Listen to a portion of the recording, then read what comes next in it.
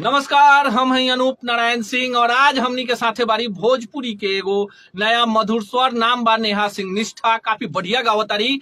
पारंपरिक से लेके वर्तमान में जो भोजपुरी के बढ़िया बढ़िया विधा बा ओकरा में तो गावते बारी पूर्वी सोहर और कई सारा ऐसा विधा बा जेकरा बारे में रउरा लोग सुनले भी ना होखे।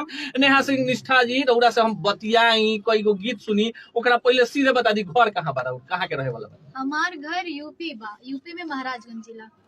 गायकी में होइनी तो कौन कौन गाना बा जौन काफी रउरा लागे गावत रही भोजपुरी में? ऐसा बहुत सारा गाना बा जो हमरा दिल के निमन लागेला और कहल जा तो सबसे ज्यादा गाना हमके निमन लागेला कल्पना जी के जी। और उन्हीं तो चाहे मैं वो कल्पना जी के गीत सुना दी। हाँ, बिल्कुल। मन के संवरिया बनी गईला तो चुपके से का कैला तो नस नस में तू गईला समान डाल दिला परेशानी में गजब के रोग धरा दिहला राजा हमके जवानी में गजब के रोग धरा दिहला राजा हमके जवानी में। देखिए, आवाज जौन बाटे कहीं ना कहीं पैर के थमेला, कान के सुनेला, विवश करता। यह संगीत के ताकत है जेकरा के आजकल म्यूजिक थेरेपी के रूप में भी कई देश में एकर अनुसंधान होताटे। अब बढ़िया आवाज होखे, बढ़िया गीत होखे तो श्रोता दर्शक कहीं ना कहीं ओकरा के जरूर पसंद करेला लोग। नेहा सिंह निष्ठा, चूंकि लंबा बात ना करे, चूंकि आवाज काफी फसल भी लगाता, तबीयत ठीक नहीं खे। एगो छठ हमनी के यहाँ त्योहार बाटे, छठ के बारे में सुनले होखे। हम एगो छठ के गाना चाहेम कि एगो छठ के गाना सुने। कल पेली भी जालो तिबैया हो उगी है दीनानाथ। कल पेली भी जालो तिबैया हो उगी है दीनानाथ।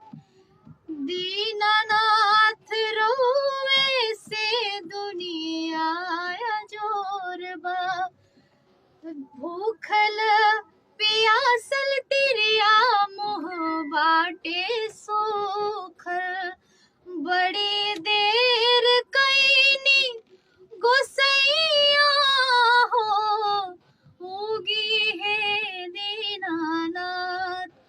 बड़ी देर कैनी गोसैया हो उगी है दीनानाथ उगी है दीनानाथ। भूखिया पियास सही रही के उपास हो मानवा में दर्शन के लागल बायास हो। कटलो से कटे ना समैया हो उगी है दीनानाथ। कटलो से कटे ना समैया हो उगी है दीनानाथ उगी है दीनानाथ। कल पेली भी जाला तिबैया हो उगी है दीनानाथ। छठ के गीत बाटे। देखी कितना बढ़िया गईली है नेहा सिंह निष्ठा। और ऐसा जब बेटी, रउरा घर के बेटी चाहे कोई भी बेटी भोजपुरी समाज के होखे और जब बढ़िया काम करे तो ओकरा के जरूर प्रमोट करे के चाहिए। रउरा हम सब कोई के लागेला कि भोजपुरी में वो परंपरा समाप्त हो गई बा जब हमनी के घर के बहू, बेटी, माई, चाची, काकी, फुआ बिना कोनो ट्रेनिंग के भोजपुरी के पारंपरिक गीत के आगे बढ़ावत रहे लोग। पीढ़ी दर पीढ़ी वो गीत वो लोग के आवाज में कैद होते रहे। अगर वही दौर के चाहतानी, बेहतर चीज सुने के चाहतानी तो नेहा सिंह निष्ठा जैसन बेटी के जरूर अपन आशीर्वाद दी, समर्थन करी। सोशल मीडिया पर इनकर पेज बा नेहा सिंह निष्ठा के नाम से।